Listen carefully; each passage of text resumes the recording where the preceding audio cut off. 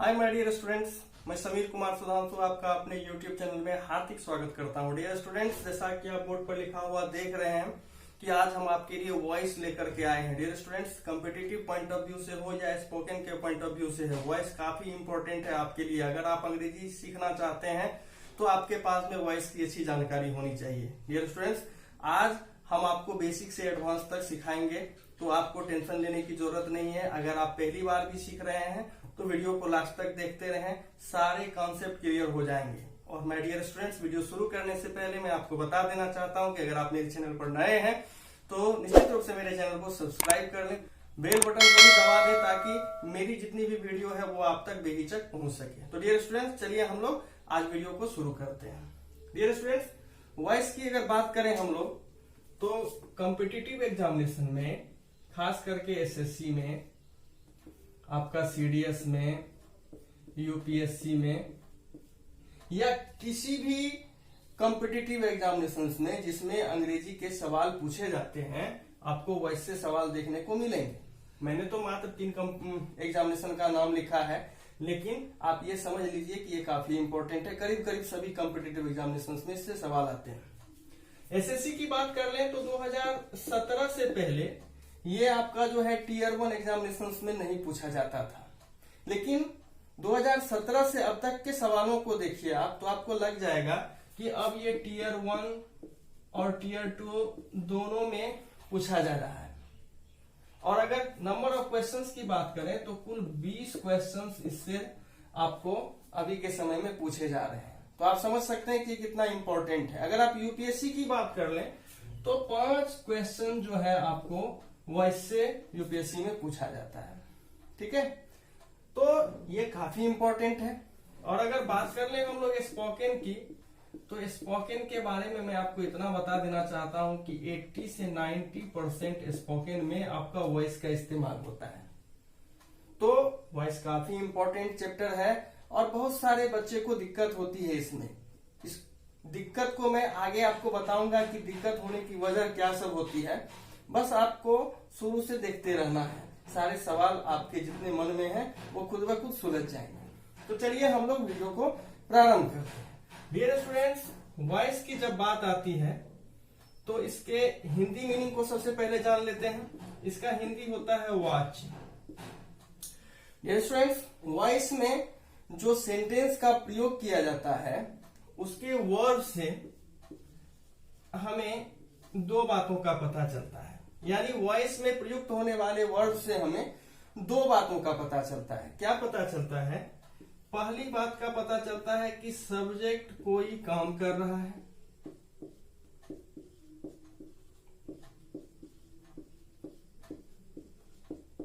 ठीक है। और जो दूसरी बात का पता चलता है वो ये है कि सब्जेक्ट पर ही कोई कार्य किया जा रहा है।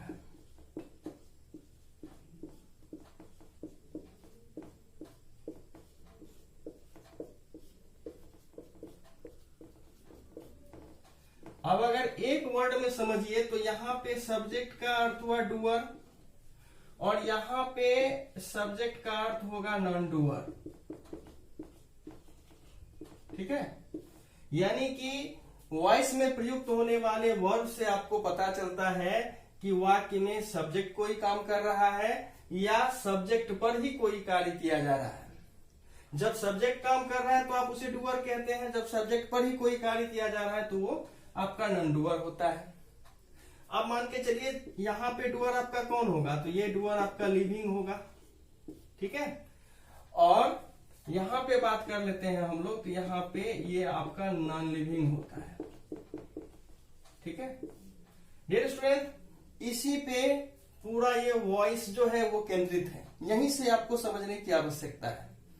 और यहाँ पे मैं आपको बता देना चाहता हूं कि जब सब्जेक्ट किसी वाक्य में काम कर रहा हो तो वैसी स्थिति में वो सेंटेंस जो होता है वो आपका टेंस होता है।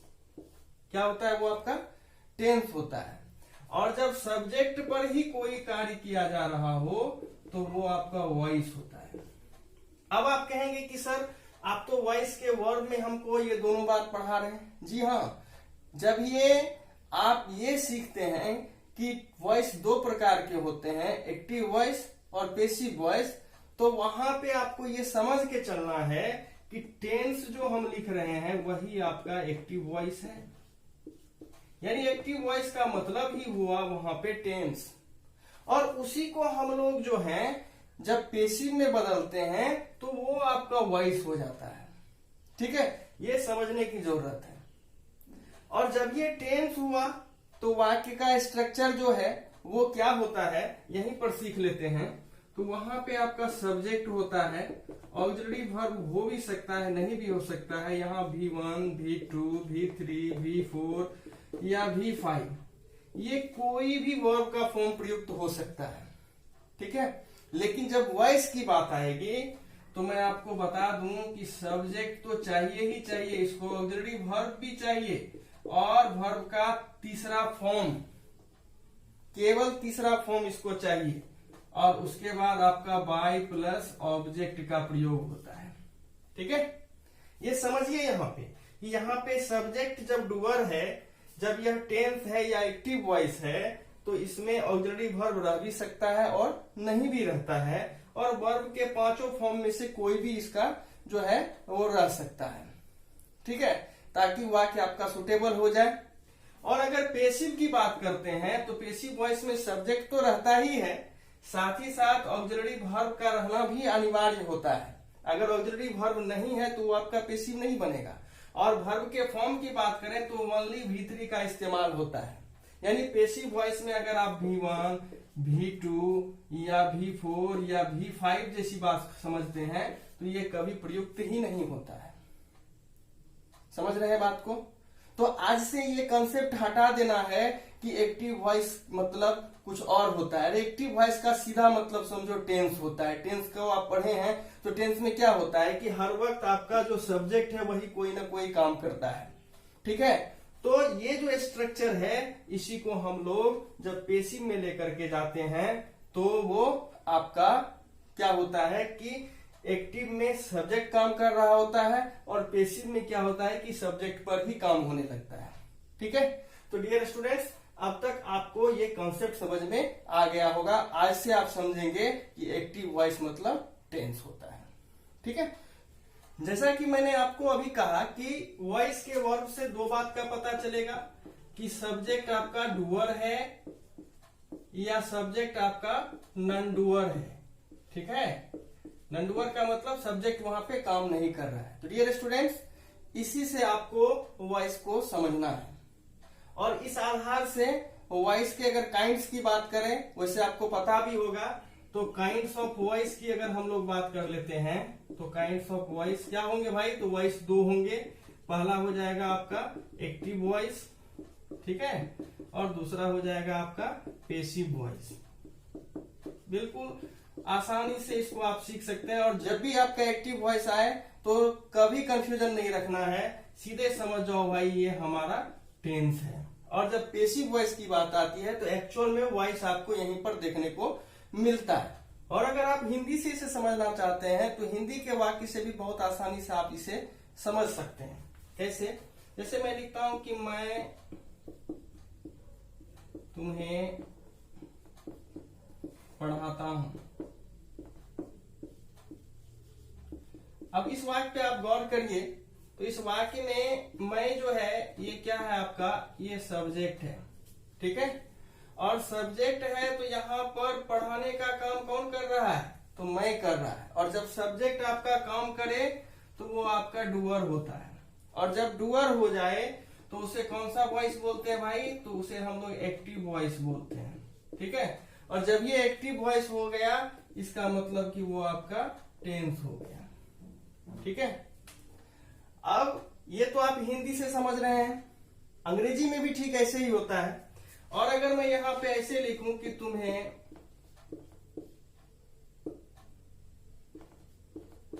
मेरे द्वारा पढ़ाया जाता है। अब यहां पर आप देखिए कि क्या है कि यहां पर जो पढ़ने का काम हो रहा था उसको रिसीव कौन कर रहा था? तो तुम्हें कर रहा था, ये इसका रिसीवर था। ठीक है, यहां पर आप देखिए कि रिसीवर जो है वही इस हिंदी वाक्य का सब्जेक्ट बन गया है। यहां पर देखिए तुम्हें, और जो काम मैं कर रहा था वो द्वारा के द्वारा जो है अलग किया जा चुका है, यानी कि वाक्य का सेंस जो है वो एक ही है लेकिन कहने का तरीका अलग हो गया है। यहां पर देखिए कि सब्जेक्ट डायरेक्ट जो है वो डूअर है, यहां पे सब्जेक्ट जो है वो आपका तुम्हें है। सब्जेक्ट क्या है आपका? तुम्हें है, लेकिन ये डूअर नहीं है। यहाँ पे ये क्या है भाई? तो नॉन डूअर है। इसे आप कह सकते हो कि रिसीवर ऑफ द एक्शन है। ठीक है, जो यहां पर था वो यहां पे हो गया है। चेंजिंग क्या हुआ है कि यहां पर यह जो तुम्हें था वो ऑब्जेक्ट बन गया था, लेकिन यहां पे जो तुम्हें है वो सब्जेक्ट बन गया है। तो एक्टिव वॉइस में जो सब्जेक्ट डूअर होता है वो पेसिव वॉइस का ऑब्जेक्ट बन जाता है, और जो एक्टिव वॉइस का आपका ऑब्जेक्ट होता है वो पेसिव वॉइस का सब्जेक्ट बन जाता है। यहां पर देखिए एक्टिव वॉइस का सब्जेक्ट जो है यहाँ पे ऑब्जेक्ट बन गया है, और जो ऑब्जेक्ट था तुम्हें वो यहाँ पे सब्जेक्ट बन गया है। अगर बात कर ले हम लोग थोड़ा सा इसको फॉर्मूला से समझने का, ताकि काम आसान हो जाए, तो वो भी आसानी से आप समझ सकते हैं। अब देखिए सब्जेक्ट प्लस मैंने क्या कहा था, ऑक्सिलरी वर्ब प्लस आपका V1, V2, V3, V4 या V5 प्लस ऑब्जेक्ट जो है ये होता है किसमें भाई? तो टेंस में। ठीक है, लेकिन अगर यही आपका पेसिव वॉइस में चेंज होगा तो ये ऑब्जेक्ट आपका जो है यहाँ पे सब्जेक्ट हो जाएगा। एक ऑक्सिलरी वर्ब तो इसको चाहिए ही चाहिए, फिर आपको वर्ब का केवल V3 फॉर्म चाहिए। ठीक है, और उसके बाद हम लोग बाई लगा देते हैं, और बाई के बाद एक ऑब्जेक्ट का प्रयोग करते हैं, और इस ऑब्जेक्ट को याद रखिएगा एजेंट बोला जाता है। ये जो ऑब्जेक्ट बनता है ना, ये यही सब्जेक्ट बनता है। अब आप समझ गए हैं कि ये कैसे चेंज होता है। तो जब आपको V1, V2, V3, V4, V5 का प्रयोग दिख जाए तो समझ जाना वो टेंस है, और जब ऑक्सिलरी वर्ब प्लस V3 दिखे तो समझ जाना वो वॉइस है। यही V3 हमको क्लियर करता है कि ये हमारा वॉइस है। वॉइस का मतलब ही समझ लेना कि वर्ब का तीसरा फॉर्म। ठीक है, और अगर रूल की बात करें तो दरअसल में वॉइस को इसी रूल के अंतर्गत चेंज किया जाता है। ठीक है, चाहे आप टेंस का बनाओ या कुछ स्पेशल रूल पे आधारित बनाओ, सब जगह ऐसे ही इसका इस्तेमाल होता है। अगर स्पेशल में कुछ बारीक बातों को ध्यान देने की आवश्यकता होती है तो वो मैं अपने अगले वीडियो में जरूर आपको बताऊंगा। ठीक है, तो अभी आप इसको समझ गए हैं। हिंदी से भी मैंने इसको समझाया, अंग्रेजी से भी समझाया।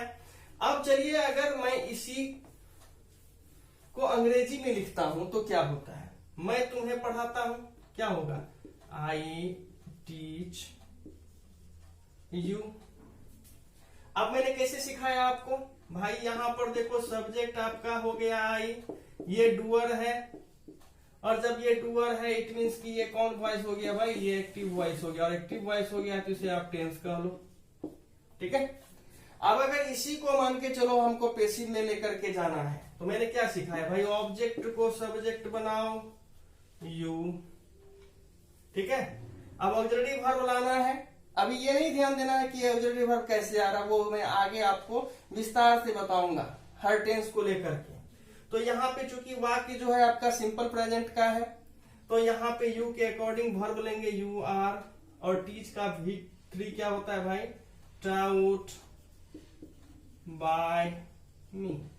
अब देखो कि जो ऑब्जेक्ट था इस वाक्य का यहाँ पे सब्जेक्ट बन गया, जो यहाँ पे सब्जेक्ट है ये यहाँ पे इस प्रीपोजिशन का ऑब्जेक्ट बन गया।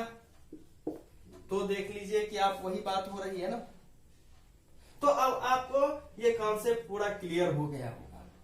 लेकिन डियर स्टूडेंट्स, अगर आप हिंदी के मीनिंग से चलेंगे तो कंफ्यूजन क्रिएट होने लगता है। क्या कंफ्यूजन क्रिएट होता है? बहुत सारी टीचर्स इस पे चर्चा नहीं करते, मैं आपको बता देता हूं कि अभी तक आपको ये दिमाग में हो सकता है कि सर यहाँ जब ऑब्जेक्ट बना तभी तुम्हें ही कहते हैं, और जब यहाँ पे ये सब्जेक्ट बना तभी भी हम इसे तुम्हें ही कहते हैं। तो ये आपको हिंदी मीनिंग अभी कंफ्यूज कर रहा होगा, तो इसके लिए भी आपको टेंशन नहीं लेना है। इसके लिए मैं आपको मतलब तुरंत इस समस्या का समाधान बताता हूं, क्योंकि आप कभी इस तरह से नहीं सोचे हैं, इसीलिए ये समस्या हो रही है। और अक्सर बच्चे हिंदी मीनिंग के चक्कर में ही गलती कर बैठते हैं। क्यों? तो वो सीधा समझते हैं कि मैं तुम्हें पढ़ाता हूं, मैं तुम्हें जो है वो ऑब्जेक्ट हो गया, तो अब ये ऑब्जेक्ट हो गया तो कभी सब्जेक्ट हो ही नहीं सकता है। ठीक है, तो इस कॉन्सेप्ट को मैं तुरंत क्लियर कर देता हूं। माय डियर स्टूडेंट्स, अब आप ऐसे समझिए कि सब्जेक्ट और ऑब्जेक्ट, ठीक है, जब आप आई कहते हो तो इसका हिंदी होता है मैं, और ऑब्जेक्ट की बात कर लें तो इसे अंग्रेजी में मी कहते हैं। यानी आई का ऑब्जेक्ट क्या होता है? मी। ठीक है, तो मी को हिंदी में क्या कहते हैं? मुझे। ठीक है, अब यहां पे लो यू, यू माने तुम, और ऑब्जेक्ट इसका जो है वो यू ही होगा, यानी कि ऑब्जेक्टिव केस में ये यू ही होता है, वहां हम इसे तुम्हें कहते हैं।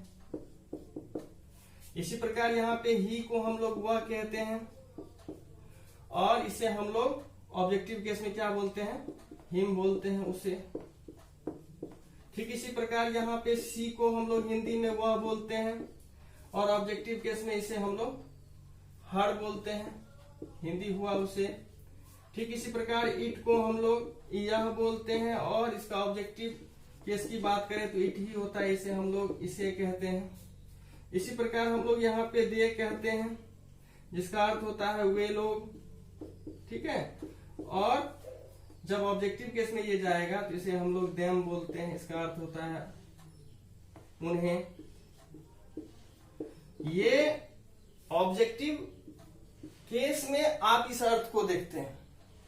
ठीक है, तो यहां पे आपको कंफ्यूजन क्रिएट हो रहा है। लेकिन माय डियर स्टूडेंट, थोड़ी देर पहले मैंने आपको क्या बताया था कि सब्जेक्ट जो है वो डूअर भी होता है, और सब्जेक्ट आपका जो है वो नॉन डूअर भी होता है।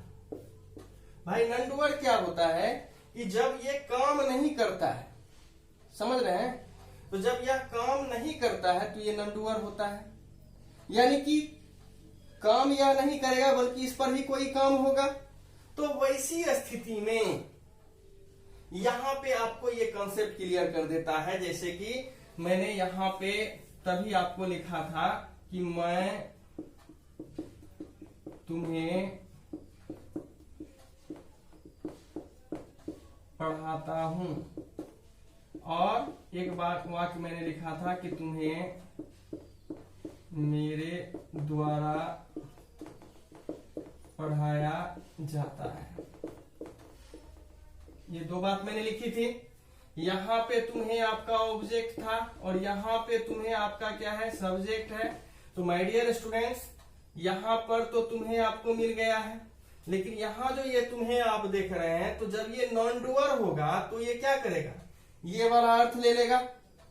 यानी कि सब्जेक्ट को मैं तो कहेंगे ही, ये जब नॉन डूअर होगा तो इसका अर्थ हो जाएगा मुझे, तुम्हें, उसे, इसे, उन्हें। अब आपको यहाँ पे कंफ्यूज नहीं होना है। अब आप ये ध्यान में रखेंगे कि सब्जेक्ट का अर्थ मैं, तुम, वह, यह, वे लोग जो आप जानते हैं ये तो है ही, लेकिन सब्जेक्ट जब नॉन डूअर होगा, क्योंकि पैसिव वॉइस में सब्जेक्ट क्या होता है भाई? तो नॉन डूअर होता है। और जब ये नॉन डूअर होता है ना, तो ये क्या होता है? अर्थ ऑब्जेक्ट वाला अपना रखता है। जैसे ऑब्जेक्ट में आप मुझे देख रहे हैं, तो यहाँ भी आपका ये मुझे हो जाता है। अब आज के बाद आपको इसमें कोई समस्या मेरे हिसाब से नहीं होनी चाहिए। ये हिंदी मीनिंग से भी आपको कंफ्यूजन नहीं होगी। ठीक है, अब एक चीज और है, जैसे कि मान के चलिए कभी कभी ऐसे आपको सेंटेंस मिलेगा कि कलम टूट गई। अब ये वाक्य लिखा हुआ है। अब यहाँ पे आपको सोचना है कि ये कलम इस सेंटेंस का सब्जेक्ट है। अब ये आप सोचे यहाँ पे कि कलम अपने टूट गई या किसी के द्वारा टूटी।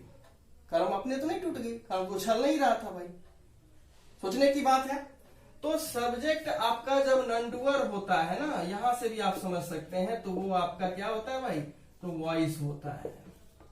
वॉइस में भी कौन सा वॉइस होता है, तो पेसिव वॉइस होता है। तो इस तरह के सेंटेंस को आप जब भी बनाते हैं तो इसे पेसिव में ही बनाना पड़ता है, ठीक है। यानी कि इसको अगर हम बनाएंगे तो क्या बनेगा, द पेन वॉज ब्रोकन, ठीक है। तो ये आपको आज वॉइस का पूरा कॉन्सेप्ट समझ में आ गया होगा। तो माय डियर स्टूडेंट्स, टेंशन नहीं लेना है, बस आप वीडियो को देखते जाइए। जितने मैं इसके पार्ट बनाऊंगा सबको देखना है और लास्ट तक आप देखेंगे कि वॉइस पढ़ने की फिर आपको जरूरत ही नहीं पड़ेगी। डियर स्टूडेंट्स, अब आपको वॉइस का जो है वो कॉन्सेप्ट क्लियर हो गया होगा। अब आप पकड़ सकते हैं कि कौन एक्टिव वॉइस है, कौन पेसिव वॉइस है। लेकिन मुझे पता है कि अभी भी कहीं ना कहीं कुछ कमजोरी रह जाती है। बहुत सारे स्टूडेंट्स का एक कंप्लेन रहता है, जो मैं अभी आपको बता देना चाहता हूँ। वो क्या रहता है कि जब भी वो किताब पढ़ते हैं, न्यूज़पेपर पढ़ते हैं, मैगजीन पढ़ते हैं, वो सेंटेंस को ये आइडेंटिफाई नहीं कर पाते हैं कि ये सेंटेंस पेसिव में है या नहीं है। तो उसकी वजह होती है कि उसका जो कॉन्सेप्ट है वो क्लियर नहीं होता है। और कॉन्सेप्ट पे मैंने चर्चा कर दी है, फिर भी मैं संक्षेप में आपको बता देना चाहता हूँ कि इसे आप कैसे पकड़ सकते हैं। तो डियर स्टूडेंट्स, जैसा कि वॉइस में मैंने बताया था कि इसमें मेन वर्ब का तीसरा फॉर्म हमेशा प्रयुक्त होता है और इसके पहले आपका ऑक्सिलरी वर्ब भी आता है, ठीक है। क्योंकि पेसिव वॉइस में ऑक्सिलरी वर्ब का आना अनिवार्य है, तो इसे आपको लेके चलना पड़ेगा। और भीतरी के अलावा और कोई फॉर्म तो प्रयुक्त होता नहीं है। ये पहली बात होगी। दूसरी बात होगी ऑक्सिलरी वर्ब की। तो यहाँ पे याद रखिएगा कि इज, एम, आर आ सकता है, आपका वाज, वर आता है, यहाँ पे आपका बींग आता है, यहाँ पे आपका बीन आता है, यहाँ पे आपका बी आता है। यानी कि इसके बाद अगर V3 लिखा हुआ मिल जाए तो आंख बंद करके समझ लेना भाई कि ये हमारा पेसिव वॉइस है, ठीक है। और ये बी की जो बात आप देख रहे हैं ना, ये मॉडल वर्ब के बाद आपका बी लगा करके पेसिव में ये बनता है। याद रखना है, इज, एम, आर के बाद V3, वाज, वर के बाद V3, बिंग के बाद अगर V3 लगा हुआ है तो वो पेसिव होगा। बिन के बाद आपका V3 लगा हुआ है तो वो पेसिव होगा। और बी के बाद आपका V3 लगा हुआ है तो वो पेसिव होगा। तो इसका इस्तेमाल करके आप ये पकड़ सकते हैं कि आप जो सेंटेंस पढ़ रहे हैं वो आपका पेसिव में है या नहीं है, ठीक है। तो डियर स्टूडेंट्स, आज वॉइस के इस सेशन में आपको ये पता चल गया होगा कि वॉइस क्या है। और अगला जो मैं आपको पार्ट बना रहा हूं उसमें मैं टेंस, खास करके सिंपल प्रेजेंट टेंस पे चर्चा करूंगा। वहां पे मैं आपको बताऊंगा कि ये सिंपल प्रेजेंट टेंस में वॉइस कैसे बनेगा, कैसे बनता है, उस पर मैं आपको चर्चा करूंगा। आज अगर आपको ये मेरा वीडियो पसंद आया हो तो निश्चित रूप से मेरे चैनल को सब्सक्राइब करें, बेल आइकन को भी प्रेस कर दें, ताकि इस तरह की जो मैं वीडियो बना रहा हूं वो आप तक बेहिचक पहुंच सके। डियर स्टूडेंट्स, वीडियो को लाइक और शेयर करना नहीं भूलें। आप जितना लाइक करते हैं, शेयर करते हैं, मेरा उत्साह उतना बढ़ता है। और आज इस वीडियो को शुरू से लेकर अंत तक देखने के लिए धन्यवाद। डियर स्टूडेंट, मैं चलते चलते ये बता देता हूं कि अगर एक बार में समझ में ना आए तो एक बार और देखना, इसे समझ में जरूर आएगा। इससे बेहतर, इससे सटीक कुछ हो ही नहीं सकता है। Thank you.